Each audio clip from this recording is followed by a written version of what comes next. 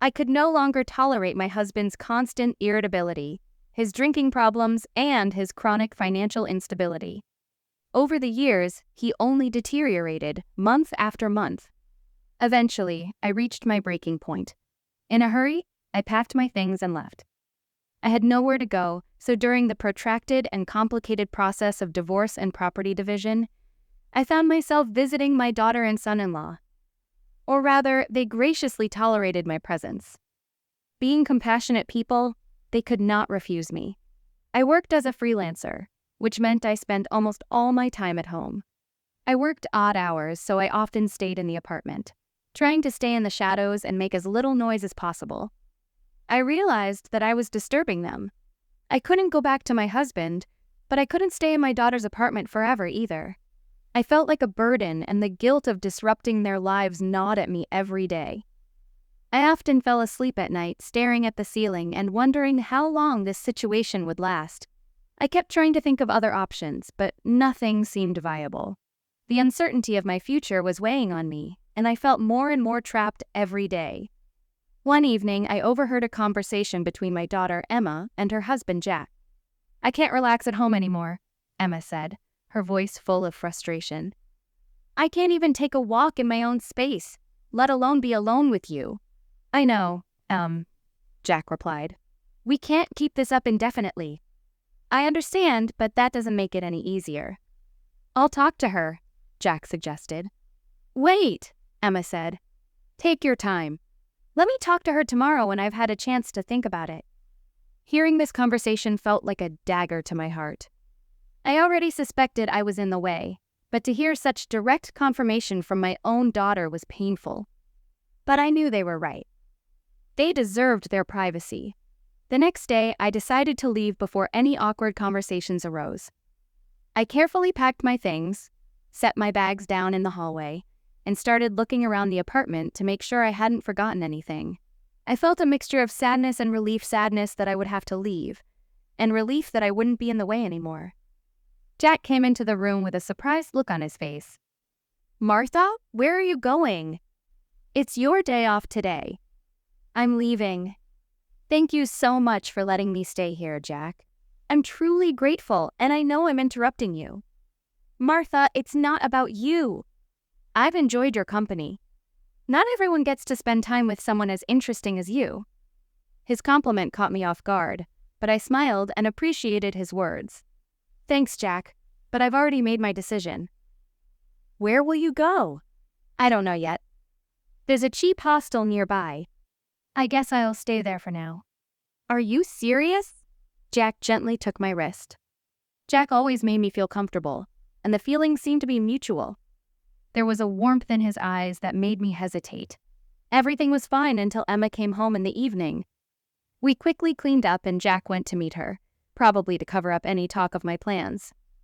That evening, as I watched my daughter, I realized I was drawn to someone who should have been out of reach, my son-in-law.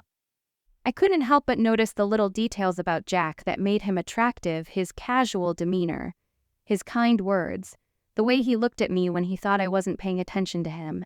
It was wrong, but I felt a connection, a sense of intimacy I hadn't felt in years.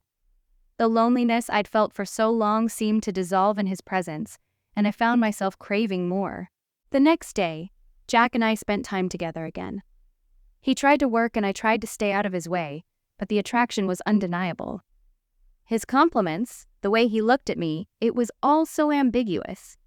I knew I should have left the apartment that morning, but something kept me there.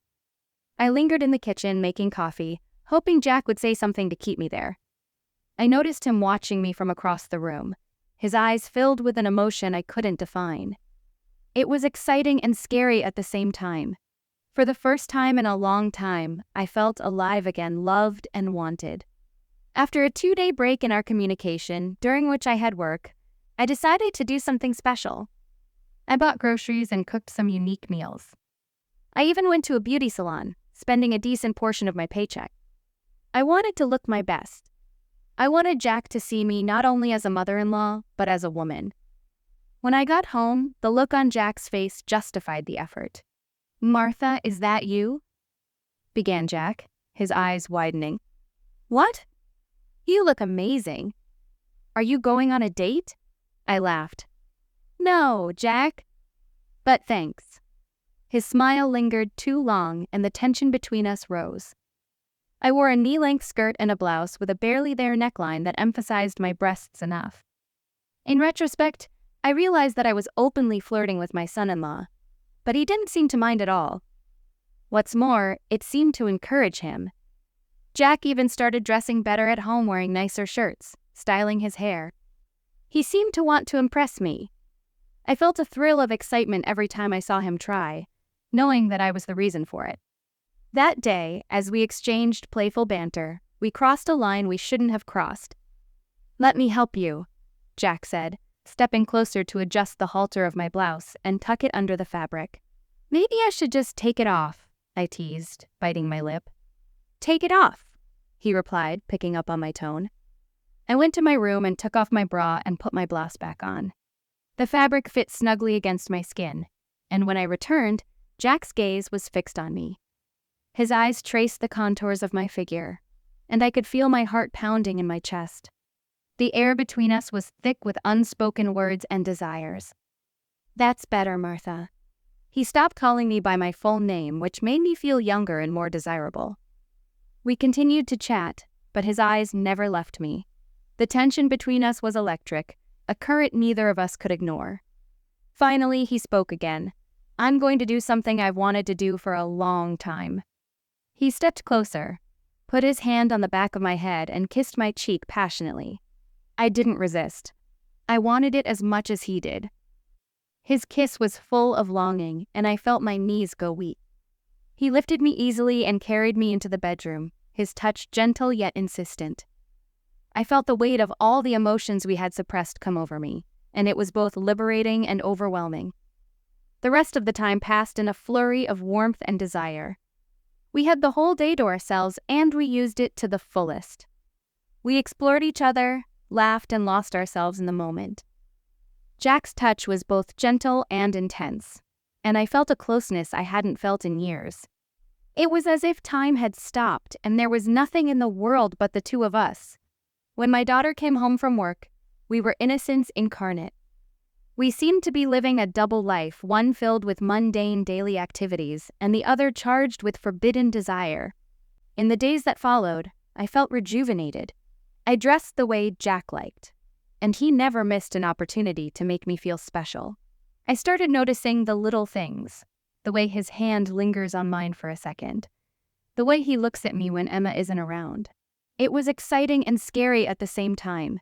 I realized we were playing a dangerous game, but I couldn't bring myself to stop. The thrilling mystery made every interaction more intense, and I craved those moments with Jack more and more. I began to take more risks. One evening when Emma was out with friends, Jack and I grabbed a bottle of wine. We sat side by side on the couch, and the conversation flowed easily, with laughter and flirting. I could feel the attraction between us growing stronger with each passing moment. When Jack leaned in to kiss me, it felt natural, like it was the only possible outcome of the evening. When the court finally awarded me the apartment and I evicted my ex-husband, I knew that Jack and I would continue to see each other, even if not as often. I didn't want to lose what he made me feel alive, wanted, and loved. I looked forward to our secret meetings, watching him secretly in awe. It was addictive. I had never felt such a strong connection before, and the thought of letting him go was unbearable. I knew it was wrong, but the feeling of being wanted was too intoxicating to resist. Jack and I found a way to see each other without arousing suspicion. He would come to my new apartment under the pretense of helping me settle in, and we would spend precious hours together. The secrecy gave our meetings a special poignancy, making each moment even more intense. We talked for hours, sharing stories and dreams, and I felt like I was rediscovering a part of myself I'd long forgotten. Jack helped me feel seen, truly seen, in a way that no one else had ever seen. One day there was a knock at the door. When I opened it, Jack was standing there with his laptop. He smiled at me, and I realized that despite the challenges, we weren't ready to let go of each other yet. Our story wasn't over, it was just beginning. I invited him into the house, and as he crossed the threshold, A sense of inevitability swept over me. Whatever lay ahead, we would face it together, for better or worse.